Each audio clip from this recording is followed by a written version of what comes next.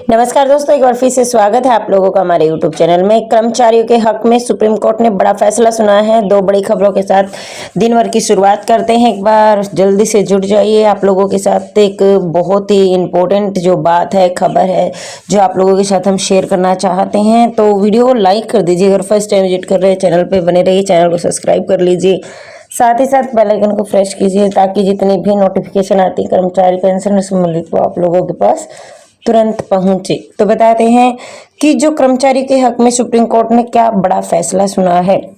अगर आप एक कर्मचारी हैं तो ये खबर आपके लिए बहुत ही महत्वपूर्ण है। दरअसल आप ही सुप्रीम कोर्ट की ओर से आए बड़े फैसले कर्मचारी के पक्ष में आया है। कोर्ट ने कहा है कि अगर सेवा की शर्तें वैधानिक आवश्यकताओं के अनुरूप नहीं है तो कर्मचारी को इन्हें चुनौती देने का पूरा हक है। सुप्रीम कोर्ट ने अपने एक बड़े फैसले में कर्मचारी के हित में अहम टिप्पणी की है। शीर्ष अदालत ने कहा है कि अगर सेवा की शर्तें वैधानिक आवश्यकताओं के अनुरूप नहीं है तो कर्मचारी को उन्हें चुनौती देने का पूरा हक है। कोर्ट ने कहा है कि नियोक्ता प्रमुख भूमिकाओं में होता है, लेकिन कर्मचारियों से उनका हक नहीं छीना जा सकता। जस्टिस यू ललित और जस्टिस अजय जो रस्तोगी की पीठ में उत्तराखंड हाई कोर्ट के अगस्त 2013 में एक फैसले में दरकिनार करते हुए टिप्पणी की थी। हाई कोर्ट ने एक विश्वविद्यालय में फार्मा साइंस विभाग के शिक्षकों की उस याचिका को खारिज कर दिया था जिसमें अगस्त 2011 के विज्ञापन के आधार पर चयन प्रक्रिया पर सवाल उठाए गए थे और उनकी जो नियुक्ति थी वो शर्तों पर की गई थी। पीठ ने कहा था कि बेशक नियोक्ता को अपनी शर्तें लगाने का पूरा अधिकार है, लेकिन साथ ही साथ इन शर्तों की खामियों को चुनौती देने के लिए कर्मचारी भी स्वतंत्र हैं। अगर कर्मचारियों द्वारा शर्तों को चुनौती देने से उनकी नौकरी जाती है तो कोर्ट ऐसे मामले पर न्यायिक जो नोटिस जारी कर सकता है। विश्वविद्यालय के वकील ने दलील की है कि कर्मचारियों की नियुक्ति पत्र की सभी शर्तों को स्वीकार किया जाएगा, इसलिए वे इसे चुनौती नहीं दे सकता। इस पर पीठ ने कहा है कि आपकी ये जो दलील है इसलिए खारिज की जानी चाहिए क्योंकि कर्मचारियों को उसकी सेवा की शर्तें चुनने का मौका नहीं मिलता, लेकिन जब नियोक्ता को वेतन व अन्य पहलुओं पर मोल भाव अधिकार है तो कर्मचारियों को उनका हक बनता है। अगर उनकी वैधानिक जरूरतें पूरी नहीं होती तो उनकी शर्तों को चुनौती दे सकता है। कोर्ट ने पाया कि जनवरी 2009 में विश्वविद्यालय के केंद्रीय विश्वविद्यालय को दर्जा मिल गया था, जिसके बाद अगस्त 2011 में विभिन्न विभाग के शिक्षकों की नियुक्ति की गई थी, लेकिन इन नियुक्तियों पर यूपी विश्वविद्यालय कानून के आधार पर शर्तें लगाई गई थी। कोर्ट में कहा गया था कि शिक्षकों के लिए केंद्रीय विश्वविद्यालय के मानक पर मानदेय, सुविधा और अन्य शर्तें लागू होनी चाहिए।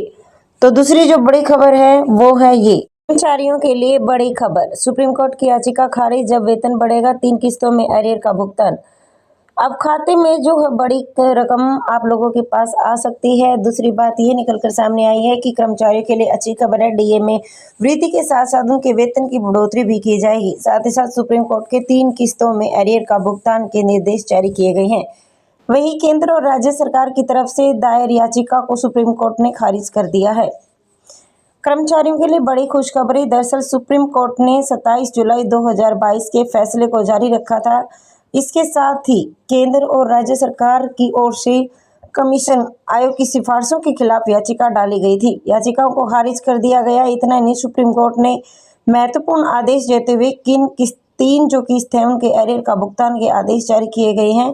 न्यायिक अधिकारियों के वेतन में बढ़ोतरी को लेकर सुप्रीम कोर्ट की याचिका दायर की गई है, जिस पर सुप्रीम कोर्ट ने 27 जुलाई 2022 के फैसले को जारी रखा है। दूसरी, राष्ट्रीय न्यायिक आयोग की ओर से सिफारिश की गई है और इसमें कहा गया है कि जो न्यायिक अधिकारी है उनमें वेतन में वृद्धि होनी चाहिए और जल्दी से लागू भी करना चाहिए। वहीं इसी मामले में आखिर भारतीय न्यायाधीश संघ की याचिका पर सुप्रीम कोर्ट द्वारा सुनवाई की गई है और याचिका पर विचार करते हुए सुप्रीम कोर्ट ने सुनाया है ये फैसला, जिसमें 27 जुलाई को कहा गया था कि जो न्यायिक अधिकारी हैं वो किसी भी सरकार के संगठन आयोग के तहत नहीं आते, इस कारण उनके वेतनमान को इजाफा होना चाहिए। सुप्रीम कोर्ट के निर्देश के बाद केंद्र और कुछ राज्यों की समीक्षा याचिका दायर की गई है। वहीं सुप्रीम कोर्ट की याचिका को खारिज कर दिया गया है और 27 जुलाई 2022 के आदेश को बरकरार रखा है। वहीं सीजेआई चंद्रचूड़ न्यायमूर्ति कृष्ण मुरारी और न्यायमूर्ति हेमा कोहली की पीठ जो खंडपीठ में कहा गया कि रिकॉर्ड के सामने कोई त्रुटि जो है स्पष्ट नहीं की गई। ऐसे में आयोग की सिफारिशों के तहत न्यायिक अधिकारियों के वेतन में वृद्धि होनी चाहिए।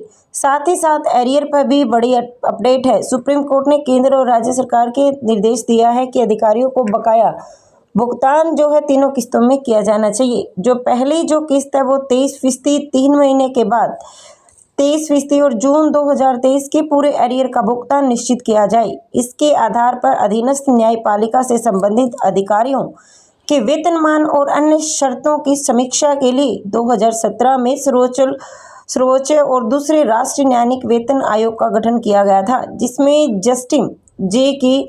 जसमेलर और बदुल नदीर ने एक बेंच में सुप्रीम कोर्ट के पूर्व जज जस्टिस पी रेड्डी को कमीशन चेयरमैन और केरल हाई कोर्ट के पूर्व जज, सुप्रीम कोर्ट के वरिष्ठ वकील और वसंत को सदस्य नियुक्त किया गया था।